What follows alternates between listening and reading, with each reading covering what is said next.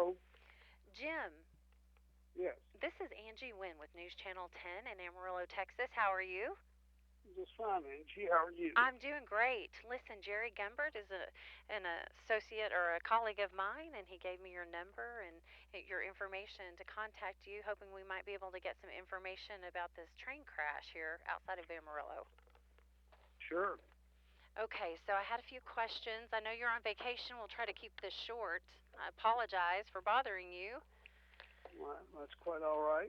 All right. I did have a few questions. First off, we were wondering now how this happened today is two trains on the same track collided head on. How common or rare are these head on collisions um,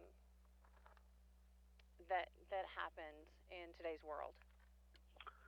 Well, regrettably, they're more common than necessary because uh, for almost 40 years, the National Transportation Safety Board has been recommending that uh, major railroads uh, put in a system of positive train control that would stop the trains from colliding in a situation like this.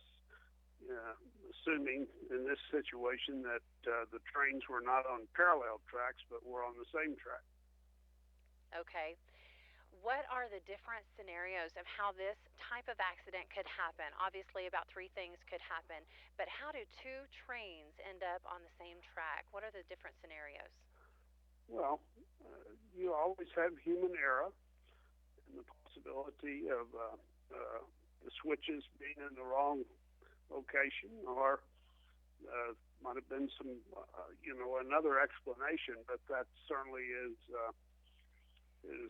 one of the explanations that we've seen in repeated previous accidents. But now the main thing is it is, obviously devastating for the employees and the humans that were on this train, and as well as your local community. So the first thing is to obviously hope the first responders can take control of the situation, and then have full investigation. All right, can you explain how CTC, Central Traffic Control, works? Can you explain that to us?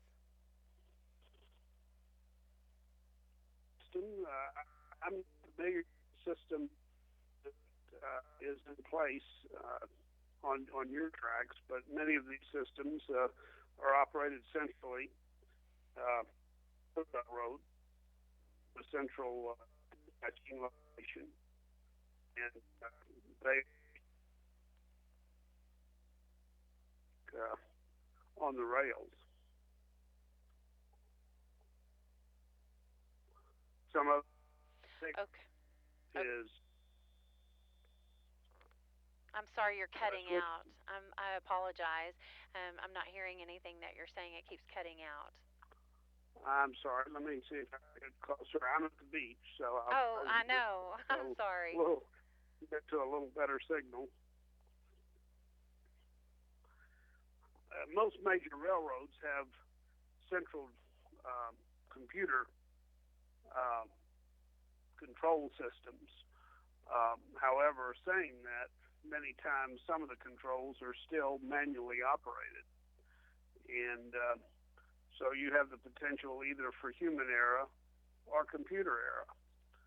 So I don't know what the situation is here. It's a tragic situation, and it's the reason, of course, as I said, the National Transportation Safety Board for decades has advocated that the federal government require major railroads to have positive train control systems that prevent head-on collisions. Okay. So this accident here near Amarillo happened around 7:30 this morning. Take us through um, moving forward once the engineers are rescued or recovered, whichever the case may be, and the process for the investigation moving forward. Well, I don't know who's going to be doing the investigation, whether it will be the National Transportation Safety Board, uh, they provide independent investigations.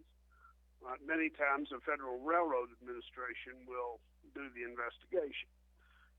But the investigators are probably on their way now to Amarillo, but really won't be able to begin the examination at the investigation until the situation is secure.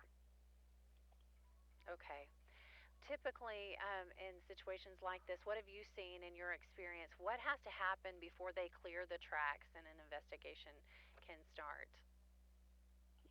Well, I hope that they will wait. Many times the railroads try to clear the tracks and get the freight traffic going for financial reasons.